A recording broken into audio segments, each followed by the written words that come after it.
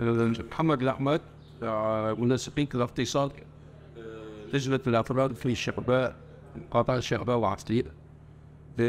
أثناء الزلزال اللي صار على شمال سوريا، نحن هلا بالشعباء بنعاني من نقص في الطحين ونقص في المازوت، ومثل ما بنعرف إن المقاطعة واللي محاصرة من 4 جهات، وحتى المنطقة اللي نحن عايشين فيها منكوبة قبل سابقا، وكان في حصار. نحن هلا في تدفق الأهالي من حلب، من أحياء حلب كاملة، وفي من لاذقية وفي بعض المناطق كمان عنا.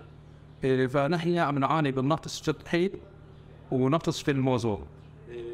فبنناشد المنظمات الحقوقية الإنسانية يعني شوي هيك يساعدونا بهذه الأزمة لحتى نوقف مع أهالينا في سوريا.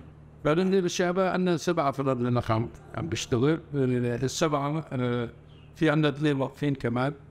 أنا أفراد اللي أنا عم بشتغل تقريبا أكثر من طاقته عم بشتغل، فكنا بنسوي 55,000 ربطة كل يوم. فأنا زاد حوالي 1200 ربطة. كنا أول نشتغل من 54 ل 55، هلا زاد الكمية، وكل يوم عم بزداد ورا يوم في تدفق النازحين. فعم نعاني من نقص خبز وطحين.